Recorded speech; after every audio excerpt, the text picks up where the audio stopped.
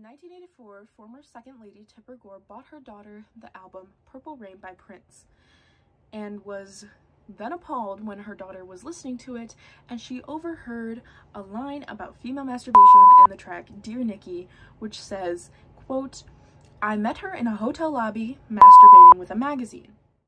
Now, Miss Gore was understandably a little bit upset, and she decided to do something about it. Using her minor political power, no doubt due to her husband, she was able to form the Parents Music Resource Center, aka the PMRC.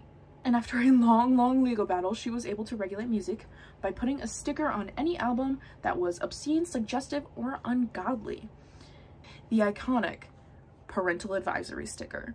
Now, what does an album have to do in order to earn one of these parental advisory stickers? Like I said, it has to be profane, ungodly, and obscene, or have suggestive content. But that doesn't apply to every album. See, this is Lady Gaga's The Fame.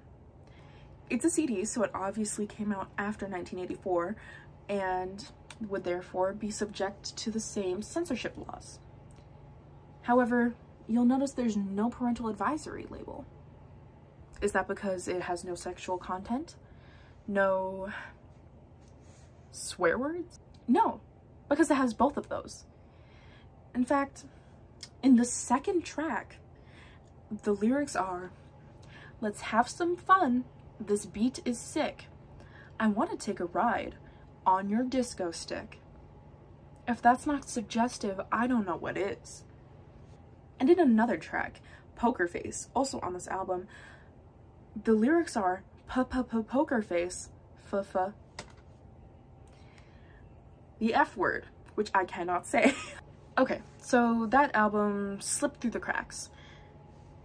But this album, Life is Peachy Beckhorn, didn't? I mean, in this instance, I agree. This album has some very strong language. I wouldn't recommend a child listen to this. But you know, my mom used to listen to this in the car with me when I was a kid. And you know what she would do when a certain track came on that is pretty much all words you cannot say on television? She would turn it to the next track. Easy as that. Now, when I was a kid, I also listened to Lady Gaga's The Fame.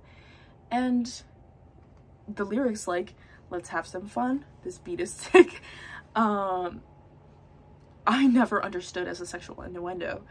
That's for adults. And unless your child knows euphemisms for the word penis, I highly doubt they would ever know that they are singing about having sex. If it makes you uncomfortable to hear your child singing about having sex, I completely understand. My mom used to get mad that we sang S&M by Rihanna, which was on public access radio 24/7 in the 2000s. So these censors, they apply to CDs, but not public access radio that children would listen to day and night before bed or getting ready for school. What's with that? Oh, but there's radio edits. This is an edited version of The Black Parade by My Chemical Romance. As you can see, no parental advisory label when there should be. In this edited version, there are still swear words, still F-bombs, they still say shit, they still say fuck, they say all of it. Except a certain hidden track where you're listening to it really loud in the car and all of a sudden it's just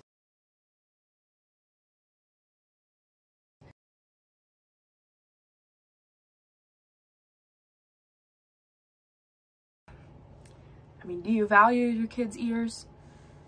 These people are obviously trying to get their music published quickly. They're not going to do a retake of a certain clean version of the song where they replace all the F-bombs with love.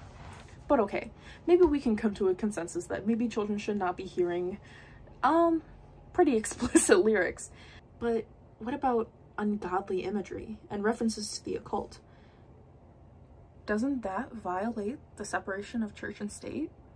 If there is devil-like imagery and you don't like it because you believe in the devil, that is up to you to regulate your children's media consumption. It is not up to the general public to regulate your child's religious practices. Oh, but what about the songs that sing about prostitutes and murder and rape? But aren't all of those in the Bible? Isn't that read to your child every Sunday? Obviously, I'm talking about Christian beliefs.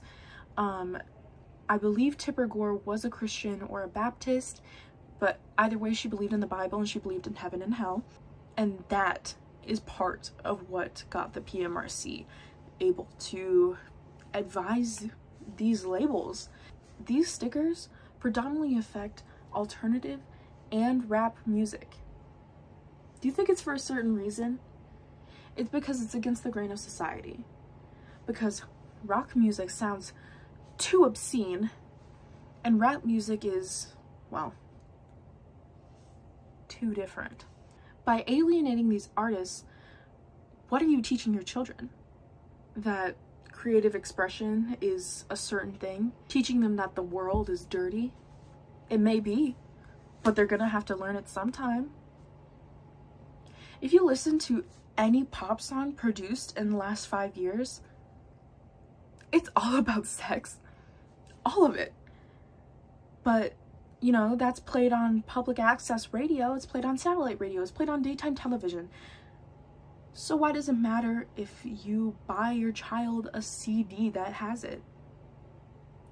And if you want to regulate your child, why wouldn't you listen to the music that you are giving your child before they get it? If it doesn't fit your agenda, then don't give it to your child. It's that simple. Take an active role in your parenting. But, you know, that's just my opinion. What do you think? Should parental advisory labels be placed on these CDs so that parents can just immediately veto them? Or should you maybe listen to the album and give it a chance? And if you think it's inappropriate, just wait till your kid's older to get it. Let me know.